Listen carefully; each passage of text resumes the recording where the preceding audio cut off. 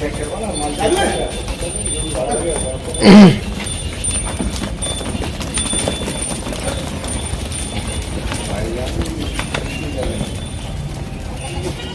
का बजट है, कितने का कितने का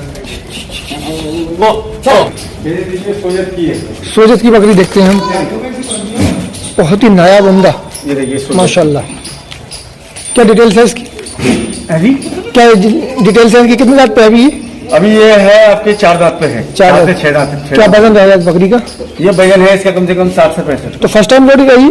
हाँ जी, फर्स्ट टाइम है। फर्स्ट टाइम लोडेड है। क्योंकि जो सोजत की बकरी होती है वो 4 दांत पे ही क्रॉस होती है, 2 दांत पे 4 दांत। अच्छा माशाल्लाह, बच्चा खूबसूरत है, बच्चा बहुत प्यारा है जी। ये सोजत है। और आपको मैं दिखा देता हूँ, देखो ये सोजत की बच्चे हैं छोटे छोटे। हाँ, ये छोटे छोटे हम बच्चे देख रहे हैं सोजत की। तो सोजत बकरी पर केजी से सेल होती है या पर पीस? हाँ, वो केजी के हिसाब से भी, पीस के हिसाब से, जैसे जिस भाई को लेनी है वो उस हिसाब से हम देंगे। उस हिसाब से आपसे कांटेक्ट कर सकता है। बिल्कुल। ये गुजरी का ब्रीडर देखते हैं, बहुत ही ज्यादा एग्रेसिव है ये पीछे, ये गुजरी का ब्रीडर है, बहुत ज्यादा एग्रेसिव माशाल्लाह, बहुत ही प्यारा है।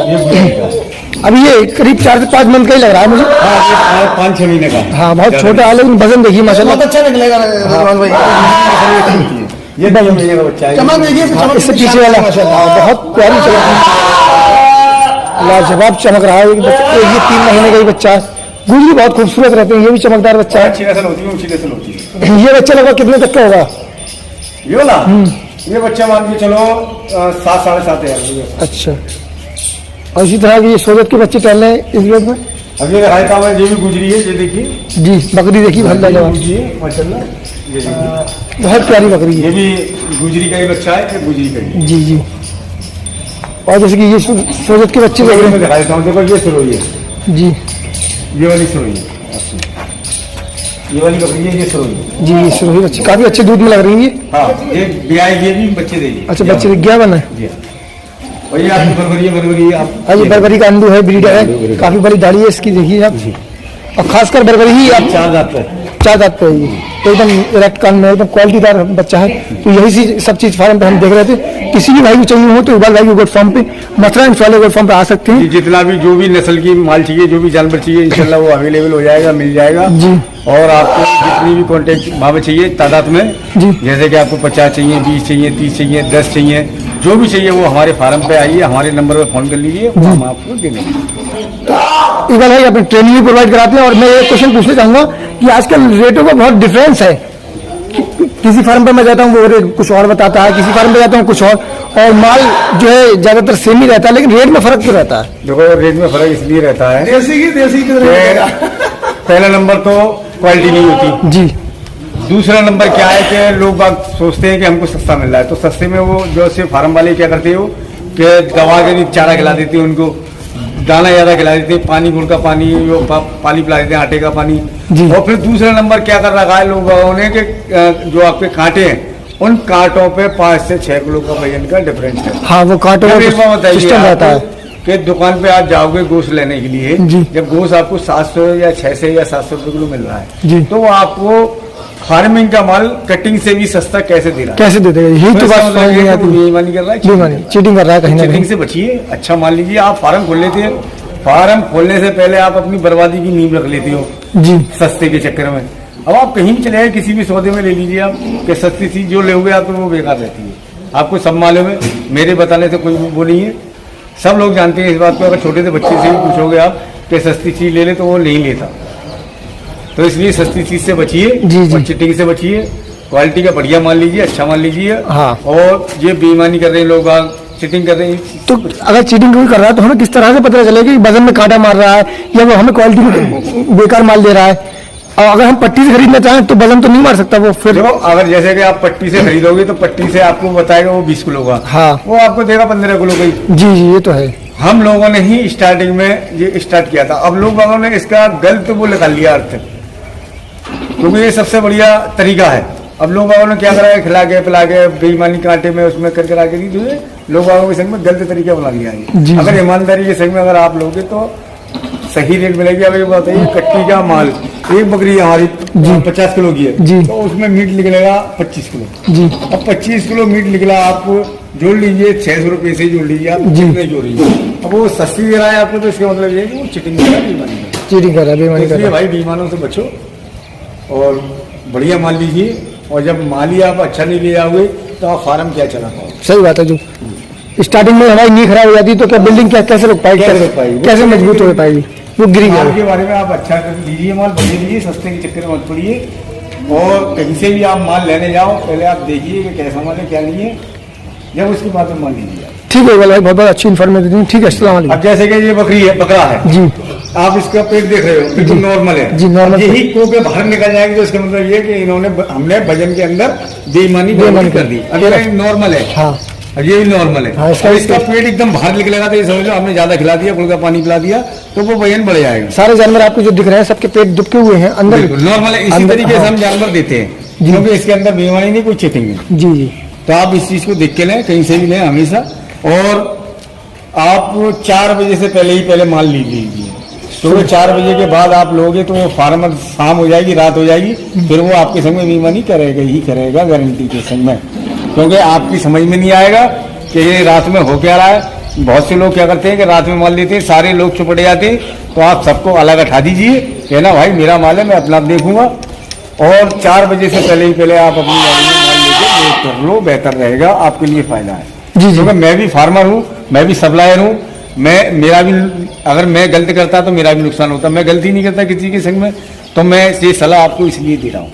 ठीक है, बहुत 4 अच्छी बजे से पहले इन्फॉर्मेशन कहीं से भी आपने आप माल प्रोवाइड लो तो की। ले लो तो बढ़िया रहेगा। नहीं तो फिर वो 4 बजे के बाद जानवर को ज्यादा खिला दे उल्टा सीधा, जी। फिर वो रात हो जाएगी, रात में आपकी समझ में नहीं आएगा ये क्या हो रहा है। और बहुत से क्या करते हैं कि 8-10 लोग आ जाते हैं घर के परिवार के, वो सब ले चुपट जाते हैं। आपने छाटी कोई और, वो दे दी दूसरी दी कोई और। वो इस तरीके से जब आप घर पहुंचते हैं जो माल लेके नहीं, और वहां जाके चेक करते हैं तो सब माल उल्टा सीधा निकलता है। तो इसलिए भाई धोखे से बचो, हर चीज से बचो। आप अपने माल को पहले ही छटवा के अलग रखवा लो और उस माल के पास बैठे रहो और अलग मत हो। ठीक मेरा है कहने का मतलब ये है। बहुत। तो दोस्तों वीडियो को आगे बढ़ाते हुए ट्रेनिंग का सेशन चल रहा है उधर, और इधर हम अकमल भाई जो कि इस गोट फार्म के ऑनर हैं, मथुरा एंड स्वालिया गोट फार्म के, मिलते हैं। अकमल भाई, अस्सलाम वालेकुम। अकमल भाई वालेकुम सलाम। कैसे भाईजान आप? हाँ मैं बहुत अच्छा हूँ, आप बताइए रिजवान भाई कैसे हैं आप? अल्हम्दुलिल्लाह बहुत बढ़िया हूँ, लेकिन माशाल्लाह से मैं काफ़ी गोट फार्मों में हिंदुस्तान में घूम चुका हूँ, लेकिन आपके गोट फार्म पर आया हूँ तो मेरे कुछ चुनिंदा सवाल हैं जिनके जवाब मुझे अभी तक मिल नहीं पाए सेटिस्फैक्शन के तौर पे, तो वो मैं आपसे पूछना चाहता हूँ, इजाज़त है? इंशाल्लाह मैं दूँगा। तो सबसे पहला सवाल तो ये है कि मैंने गोट फार्म बहुत देखे और कुछ बंद भी हो जाते हैं कि उनका शेड्यूल जो होता है खाने पीने का वो ठीक नहीं रहता, जिससे जानवर बीमार हो जाता है, मॉर्टेलिटी ज़्यादा आ जाती है, जानवर मर जाते हैं। तो आपकी नज़र में बेहतरीन से बेहतरीन शेड्यूल क्या है खाने पीने का? रिजवान भाई आपने बहुत लाजवाब सवाल पूछा है और इसका बहुत बड़ा इफेक्ट पड़ता है गोट फार्मर के ऊपर, जी क्योंकि गोट फार्मिंग जो है मेन चीज़ तो खान पान पर डिपेंड करती है। हम इंसान हैं, जी तो हम अगर पौष्टिक और सस्ता आहार खा रहे हैं तो हम स्वस्थ रहेंगे। जी ठीक इसी तरीके से ये जानवरों पर भी लागू होता है।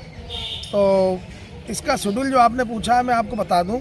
सुबह के लिए आप सबसे पहले इनको जानवरों को जैसे बाड़े से बाहर निकाला, जी बाड़े से बाहर निकालने के बाद इनको पहले पानी पीने दीजिए, जी क्योंकि आपको मालूम होगा कि हम इंसानों से डॉक्टर लोग क्या कहते हैं कि सुबह उठ के नहर मुँह पानी पीना चाहिए। जी अगर आप सुबह उठ के नहर मुँह पानी पी रहे हैं तो ये समझिए कि आपके अंदर के जो ऑर्गन्स हैं वो फिल्टर हो रहे हैं, साफ़ हो रहे हैं, पेशाब भी खुल के आएगा। और जिस तरीके से हमको पथरी बनती है उस तरीके से इनको भी बनने की टेंडेंसी होती है, क्योंकि ज़मीन से उठा के खाते हैं, जी तो वो भी बीमारी से बचेंगे हम लोग। तो अब ये मुंह से बोलते नहीं हैं, ये हमारी भाषा को समझेंगे नहीं, तो इसलिए हम लोग ये कहते हैं कि शाम को जब जानवर को खाना पीना खिला करके बंद करें तो रात में कुछ भी ना खाने को दें और ना ही उनको पीने के लिए कुछ दें। तो उससे क्या होगा कि ये सुबह जब आप बाड़े को खोलोगे, जानवरों को निकालोगे, बकरी बकरा को निकालोगे, तो ये जो है उठ के सबसे पहले पानी पे टूटेंगे। जी जी और पानी खूब जी भर के पियेंगे ये।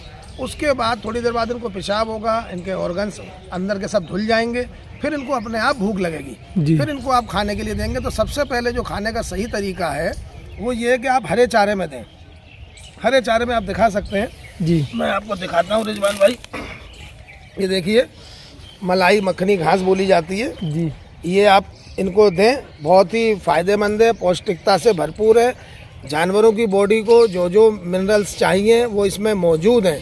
इसी तरीके से उधर आप दिखा सकते हैं, रिचका बोलते हैं इसको, रिचका हो रहा है, और ये रिचका भी बहुत फ़ायदेमंद होता है। अक्टूबर के महीने में ये दोनों चीज़ें बोई जाती हैं और तकरीबन 9 महीने चलती हैं ये। जी। इसके अलावा आजकल हमारे साइंटिस्ट ने एक चीज़ और तैयार कर ली है, सुपर नेपियर ग्रास। जी। पहले नेपियर ग्रास आती थी। सुपर नेपियर ग्रास की खासियत ये है कि वो पौध लगाई जाती है उसकी, जैसे गन्ने की तरह होता है वो।